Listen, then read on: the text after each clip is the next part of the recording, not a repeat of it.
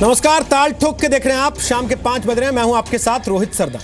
क्या यूपी में कांग्रेस और समाजवादी पार्टी का महागठबंधन मजबूरी है? ताल ठोक के आज ये सवाल हम इसलिए पूछ रहे हैं क्योंकि ज्यादा दिन नहीं बीते जब दोनों पार्टियां कह रही थी अकेले दम पर बहुमत ले आएंगे। कांग्रेस ने प्रशांत किशोर को यूपी चुनाव की रणनीति बनाने के लिए भेजा। शीला दीक्षित को मुख्यमंत्री पद का उम्मीदवार भी घोषित कर दिया। कांग्रेस उपाध्यक्ष राहुल गांधी ने देवरिया से दिल्ली तक खाट सभाएं की और नारा दिया 27 साल यूपी बेहाल। फिर अचानक ऐसा क्या हुआ कि वो यूपी को बेहाल करने वालों के साथ ही मिल गए? दूसरी तरफ अखिलेश यादव दावा कर रहे थे उन्होंने राज्य में जो विकास किया है उसके सहारे सत्ता में समाजवादी पार्टी की वापसी हो जाएगी। लेकिन जब चुनाव सामने आया तो दोनों पार्टियां गले लग गईं। सूत्रों के मुताबिक 403 सीट वाली विधानसभा में समाजवादी पार्टी 300 सीटों पर चुनाव लड़ेगी, जबकि कांग्रेस 87 से 90 सीटों पर अपने उम्मीदवार उतारेगी। बाकी सीटें आरएलडी और कुछ छोटी पार्टियों को मिल सकती हैं। यानी एक तरह से कहें तो यूपी चुनाव में कांग्रेस का एक गेस्ट अपीयरेंस होगा। देश की सबसे पुरानी और सबसे बड़ी पार्टी देश के सबसे बड़े राज्य में 100 से भी कम सीटों पर उम्मीदवार उतारेगी। तो सवाल उठता है, क्या नरेंद्र मोदी के डर से यूपी में कांग्रेस और समाजवादी पार्टी को हाथ मिलाना पड़ा? क्या यूपी में कांग्रेस का वजूद अब समाजवादी पार्टी के सहारे बचेगा? ताल ठोक के आज यही सवाल।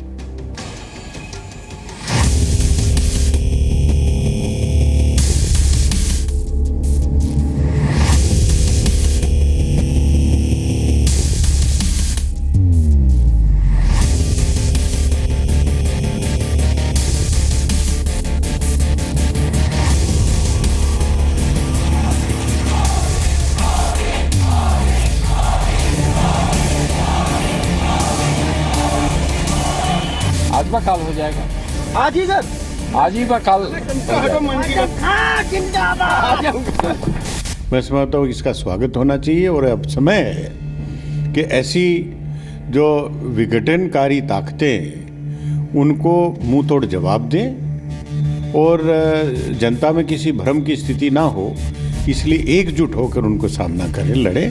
देखिए, डूबते को तिनके का सहारा, कांग्रेस पार्टी का कोई अस्तित्व उत्तर प्रदेश में बचा नहीं है। कांग्रेस जीरो है और वो जिसके साथ जुड़ेगी वो पार्टी भी जीरो हो जाएगी। समाजवादी पार्टी एक ड्रामा रच रही है। पूरी तरह 5 साल अखिलेश यादव की नाकामी पर पर्दा डालने के लिए दोनों पिता पुत्र ने मिलकर उत्तर प्रदेश का, देश का ध्यान बांटा। वो दोनों पहले से एक थे। भारतीय जनता पार्टी को वो रोक नहीं सकते।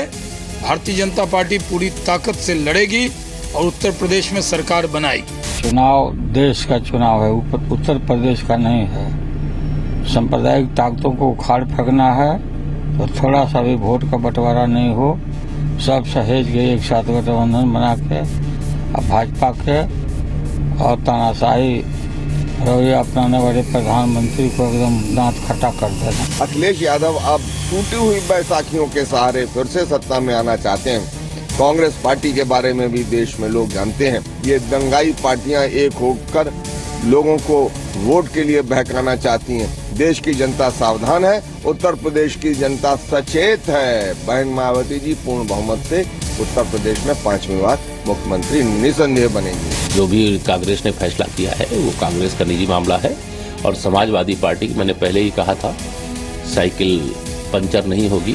जनता इस बार खंड खंड करके भेजेगी, जिससे फिर कभी दोबारा साइकिल के अत्याचारों का सामना उत्तर प्रदेश को करना। मुख्यमंत्री बहुत पहले, शायद 6 महीना पहले ये बात कह चुके थे कि अगर कोई भी अन्य पार्टियां हमारे साथ जो हमारी तरह सोचती हैं और उत्तर प्रदेश के विकास के लिए हमारे साथ सहयोग करना चाहती हैं तो उनके साथ चलने में उनको कोई हर्ज नहीं है। बड़ी जिम्मेदारी है एक संगठित गठबंधन को लेकर चलना, जो उन्होंने उठाने के लिए अपनी मंशा जताई थी।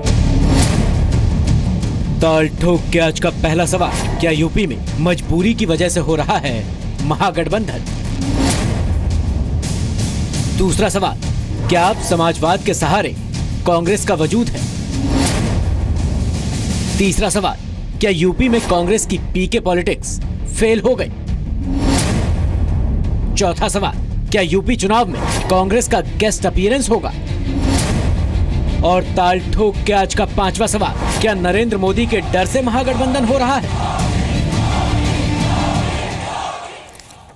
तो आपको बता दें कि ताल ठोक के आज बात करने के लिए हमारे साथ गौरव भाटिया हैं। वो समाजवादी पार्टी के प्रवक्ता हैं, कानून की पढ़ाई उन्होंने लखनऊ यूनिवर्सिटी से की है, सुप्रीम कोर्ट में वकालत करते हैं। आलोक शर्मा हमारे साथ हैं, वो कांग्रेस पार्टी के राष्ट्रीय प्रवक्ता हैं, एनएसयूआई और यूथ कांग्रेस के साथ करीब 2 दशक से लंबे समय से जुड़े हुए हैं।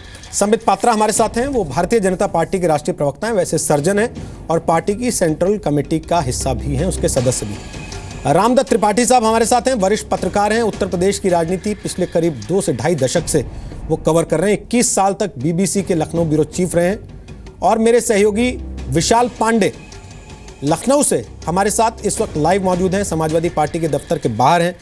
पिछले कई दिन से पारिवारिक कलह पर रिपोर्ट कर रहे थे। आज कलह सुलझ जाने के बाद गठबंधन के जो दरवाजे खुल रहे हैं उस पर हमारे दर्शकों के लिए रिपोर्ट कर रहे हैं। स्वागत है आप सबका ताल ठोके में। गौरव भाटिया साहब, सबसे पहले आप बात कहीं और कर रहे हैं, अगर मुझे सुन पा रहे हो तो बधाई दे दें आपको। सर रोहित जी, सवारी मिल गई आपको साइकिल पे बैठने के लिए? नहीं, बधाई किस बात की है ये भी बता दीजिए।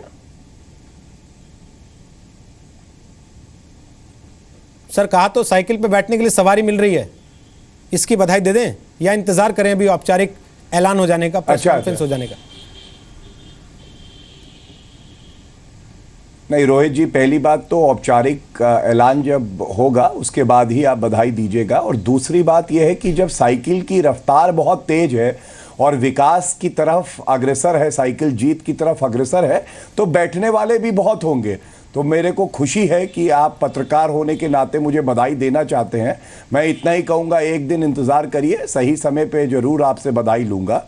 दूसरी बात मैं ये कहना चाहता हूँ कि देखिए, एक बात आज स्पष्ट हो गई है कि श्री अखिलेश यादव जी जैसी स्वच्छ छवि और एक प्रगतिशील जो छवि है और जो उनका कद है आज, वैसा नेता किसी भी पार्टी के पास उत्तर प्रदेश में नहीं है। और इसीलिए जब हमारी अभी केवल बात भी चल रही है गठबंधन की, तो कई पार्टियां हैं जो बड़ी चिंतित और विचलित हैं। और चिंतित उन्हें होना भी चाहिए, क्योंकि उन्होंने विकास के वादे किए और बाद में उसे चुनावी जुमला बोल दिया। और यहाँ समाजवादी पार्टी जो है केवल वादे नहीं करती है, उन्होंने विकास करके दिखाया। आज ही की खबर है कि संगीत सोम के खिलाफ एफआईआर हुई है और वो जो ऐसा मटेरियल था जिससे कि फिर से विवाद हो या फिर से दंगे हों, वो लेके कहीं उनकी कार में जा रहे थे, जो मेरी जानकारी है। साक्षी महाराज ने कुछ दिनों पहले ही 4 बीवी 40 बच्चे जैसा फिर से सांप्रदायिक बयान दिया। तो ये बात स्पष्ट है कि समाजवादी पार्टी विकास के मुद्दे पे चुनाव लड़ रही है और भाजपा जो है वो सांप्रदायिकता फैलाने में और समाज को बांटने में बिल्कुल जो है चुनाव। सर समय हो गया 1.5 मिनट। संबित पात्रा उनकी बात का जवाब दे दीजिए, फिर मैं आलोक शर्मा जी के पास जाता हूं। बोलिए संबित पात्रा, आप लोग डर क्यों रहे हैं? उनका गठबंधन हो रहा है तो आप लोगों को क्यों चिंता हो रही है? आप भी कर लीजिए गठबंधन किसी से, कई लोग हैं अभी खाली मैदान में बचे हुए। नहीं, हमारा गठबंधन है, हमारा गठबंधन डेवलपमेंट के साथ है, हम उसी का साथ निभाएंगे। जहां तक डरने का बात है, कौन डरा हुआ है आप खुद बताइए। कांग्रेस पार्टी थोड़े दिन पहले राहुल गांधी कह रहे थे 27 साल यूपी बेहाल, हमारी मुख्यमंत्री शीला दीक्षित होंगी, खाट पर हम खाट यात्रा करेंगे। आज अपने कैरियर को बचाने के लिए साइकिल के कैरियर पे बैठ गए हैं, तो कौन डरा हुआ है? और ये समाजवादी पार्टी चंद दिनों पहले कह रही थी हमने बहुत डेवलपमेंट किया, बहुत डेवलपमेंट किया है, अकेले अखिलेश जी 403 सीट पे से 300 सीट निकाल लेंगे। तो आज ये बैसाखी की आवश्यकता क्यों पड़ी है? राहुल जी को कैरियर में क्यों बैठाया है? तो डरे तो ये हुए हैं, हम काहे को डरेंगे? देखिए, जहां तक कांग्रेस और समाजवादी पार्टी के गठबंधन का सवाल है, ये तो पुराना गठबंधन है, पहले पर्दे के पीछे का गठबंधन था। सोनिया जी और राहुल जी के खिलाफ ये चुनावी मैदान पे किसी प्रकार का कैंडिडेट समाजवादी पार्टी नहीं उतारती थी। 2014 तक 10 वर्षों तक जो सरकार चली केंद्र में, उसमें भी इनका सपोर्ट था। तो ये दोस्ती तो बहुत पुरानी दोस्ती है, अपराध और भ्रष्टाचार के बीच का ये दोस्ती कोई आज नया दोस्ती थोड़ी ही है। और तीसरी बात है, मैं तो राहुल जी से ये पूछना चाहता हूं, राहुल जी आप कब सच बोल रहे थे? 10 दिन पहले जब आप कह रहे थे 27 साल यूपी बेहाल, उत्तर प्रदेश बेहाल, तब सच कह रहे थे, या अब कह रहे हैं कि नहीं नहीं हम इसी साइकिल के साथ अपनी नवैया पार करेंगे? देखिए, 2014 की चुनाव में मात्र 6% वोट कांग्रेस को मिला था। 2012 की विधानसभा चुनाव में 254 सीट्स पे कांग्रेस का जमानत जब्त हुआ था। कांग्रेस जानती थी इस बार अगर अकेले चुनाव लड़ेगी 300 अधिक सीट। ठीक सर, ठीक आवाज चली गई सर, 1.5 मिनट हो गया। आलोक शर्मा जी, 27 साल यूपी बेहाल, अब मिटा के 22 साल यूपी बिहार करेंगे क्या उसको, और शीला जी की फोटो हटवा देंगे? नहीं, मैं समझता हूँ, देखिए 27 साल की अगर हमने बात की थी तो आज भी हम 27 साल के ऊपर पूरी तरह से अड़िग हैं। क्या उत्तर प्रदेश में उतना विकास हो गया जितना होना चाहिए था? अगर अखिलेश जी की सरकार के समय में भी कोई कमियां रही हैं तो उसको भी हम बिल्कुल पूर्णतः स्वीकार करते हैं। एक राज्य जिसकी आबादी लगभग 20-22 करोड़ हो, उसको एकदम विकास के रास्ते पर ले जाना उचित नहीं था। लेकिन आज जिस तरह के प्रश्न आपने ताल ठोक के में लिए, बहुत अच्छे प्रश्न हैं और सारे प्रश्नों का फोकस ही कांग्रेस पार्टी है, तो इससे पता चलता है कि कांग्रेस पार्टी गेस्ट अपीयरेंस में नहीं है। कांग्रेस पार्टी ही मेन सीमेंटिंग फोर्स है जो इन सांप्रदायिक ताकतों को हराकर इनके जितने भी लोग हैं वहां पर उनको अपने अपने घर भेजेगी। आप बताइए, गाय, गऊ, गीता, गंगा पर वोट मांगने वाले लोग आज किस बात पर वोट मांगेंगे? आपने कहा साहब मजबूरी तो नहीं है, पहला आपने सवाल लिया।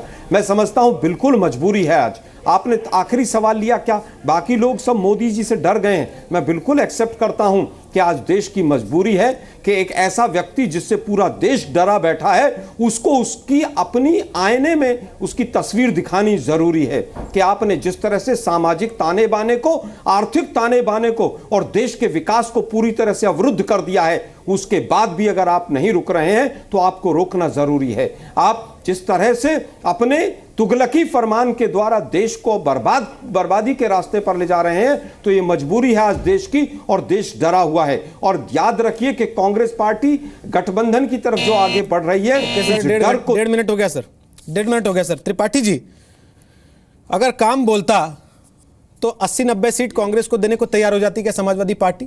पहली चीज। और दूसरा, राहुल गांधी पीएम मटेरियल बताती है सर कांग्रेस पार्टी कि वो 2019 के पीएम के दावेदार हैं। अभी उनको अपना करियर बनाने के लिए अखिलेश की साइकिल के करियर का सहारा चाहिए सर। मुझे लगता है दोनों की प्राथमिकताएं अलग होते हुए भी एक इसलिए हैं क्योंकि अखिलेश यादव को उत्तर प्रदेश में अगर सत्ता में वापस आना है तो अब ये जो पार्टी का झगड़ा नहीं हुआ था तो भी जो उनका आंतरिक आकलन था 100-125 से ज़्यादा सीटें उनको नहीं मिल रही थी, तो जाहिर है कि उनको पार्टनर चाहिए थे। और इस समय खास करके अखिलेश यादव को तो कांग्रेस पार्टी के साथ साथ पहले अपने पिता से और चाचा से भी करना है गठबंधन। 39 सीटें उन्होंने भी लिस्ट संभाली है। तो अखिलेश यादव को मालूम है कि अगर हमें आना है तो गठबंधन करना है, खास करके माइनॉरिटीज वोट से और जो अपर कास्ट वोट है उससे वो कंफर्टेबल नहीं थे। उनको लगता है कि अपर कास्ट पूरा बीजेपी की तरफ जा रहा है, माइनॉरिटीज में बीएसपी सेंध लगा रही है। दूसरे, जहां तक कांग्रेस में ये उन्होंने खाट सभाएं करके कुछ अपनी ताकत दिखाई और कुछ बार्गेनिंग के लिए उन्होंने दिखाया कि हमारे पास भी है। और शीला दीक्षित तो मुझे लगता है शुरू से ही डमी कैंडिडेट थी, इसीलिए उन्होंने मौका पाते ही वो अपना वॉलंटरली रिटायर हो गई हैं। और निश्चित ही लगता यह है कि इस गठबंधन से दोनों को फायदा होगा। और देखिए, ऐसा नहीं है कि अकेले कांग्रेस से सपा कर रही है, बीजेपी ने भी गठबंधन किए थे, बिहार में भी किए थे और यूपी में जब लहर चल रही थी तभी कृष्णा पटेल के साथ किया। अभी भी उन्होंने स्वामी प्रसाद मौर्य और रीता जोशी को लिया है और भी सपा के लोगों को ले रहे हैं। तो वो इंडिविजुअल को ले रहे हैं या दलों से ले रहे हैं, सबको ये सत्ता किसी न किसी तरह एक बना रहे हैं, विनिंग कॉम्बिनेशन सब बना रहे हैं। संबित पात्रा, कांग्रेस मुक्त भारत का नारा आप देते हैं, कांग्रेस युक्त बीजेपी के सहारे। आधी से ज्यादा कांग्रेस को तो आप बीजेपी में ले लेना चाहते हैं। हर आदमी की विनेबिलिटी 100% है क्या? ना, देखिए, जहाज डूब रहा है कांग्रेस का। देखिए, जहाज कांग्रेस का डूब रहा है, अगर लोग तैर के हमारे किनारे पे लग जाते हैं तो चूहे भागते हैं सबसे पहले। आप ही कहते हैं इसको बैठ के सर, इसमें कुछ नहीं, आए दिन कहते हैं ये बात आप, आज आप उनको लोग बता रहे हैं सर। नहीं, जो चूहे देखिए, जो चूहे डूब गए वो अलग बात है, जो तैर के किनारे पे लगते हैं हम ह्यूमैनिटी के दृष्टिकोण से, वरना ये कहेंगे इंटॉलरेंस हो गया है, तो स्वाभाविक रूप से जो तैर के किनारे आते हैं हम उनको ह्यूमनली ट्रीट करते हैं। मगर बड़ी बात है, अभी मैं सुन रहा था जो पत्रकार बंधु ने कहा, बहुत सही कहा, आज अगर कोई बहुत ज़्यादा खुश होगा तो वो आदरणीय शीला दीक्षित होंगी।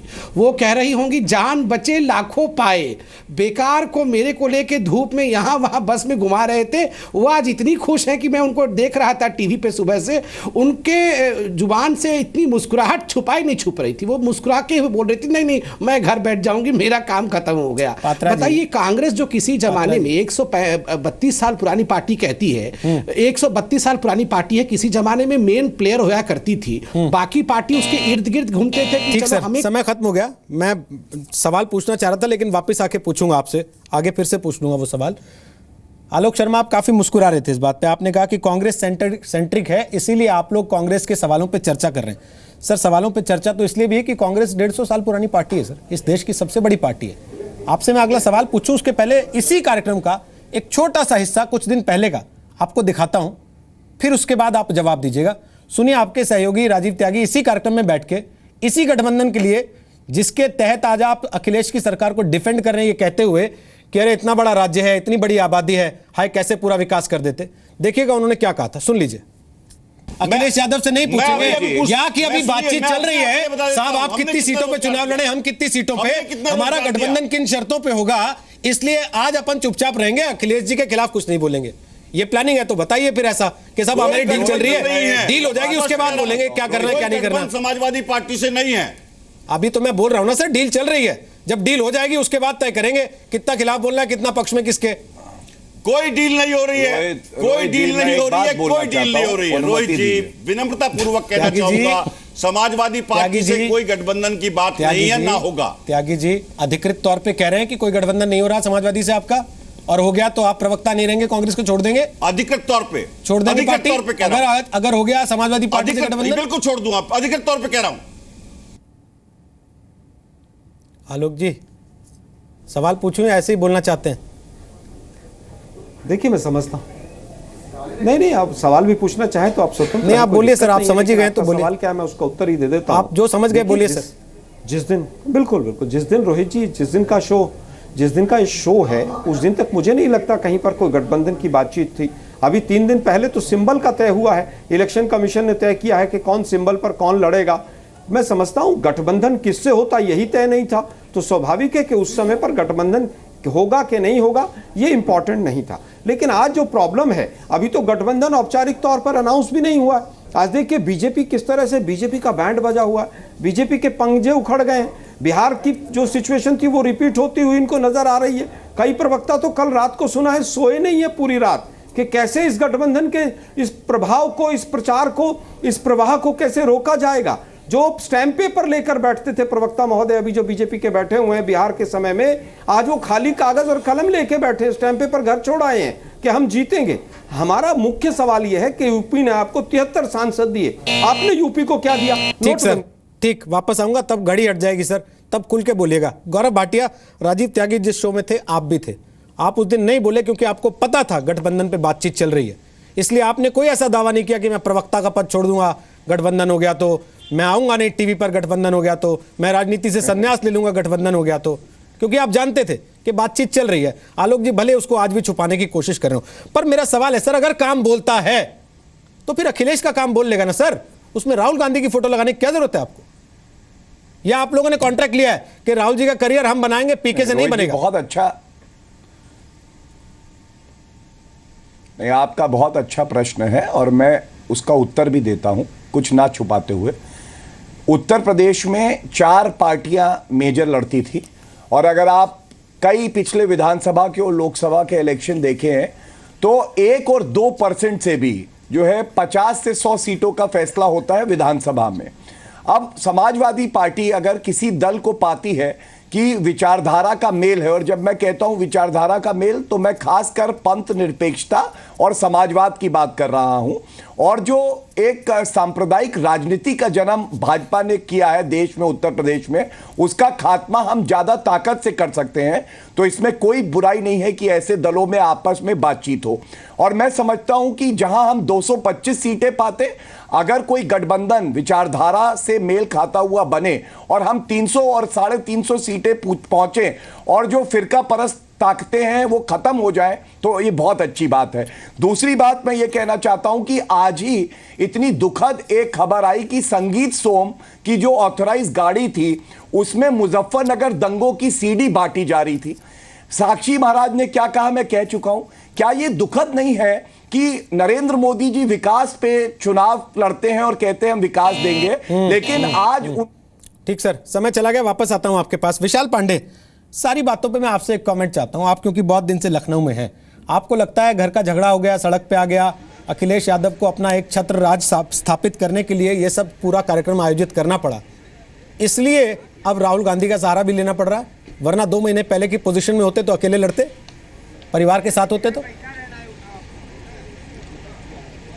देखिए रोहित जी, इस गठबंधन की बातचीत पिछले कई महीनों से चल रही है। भले कांग्रेस के प्रवक्ता अपना पद छोड़ने के लिए कह रहे हो, उन्हें जानकारी होगी, लेकिन वो कह नहीं रहे थे।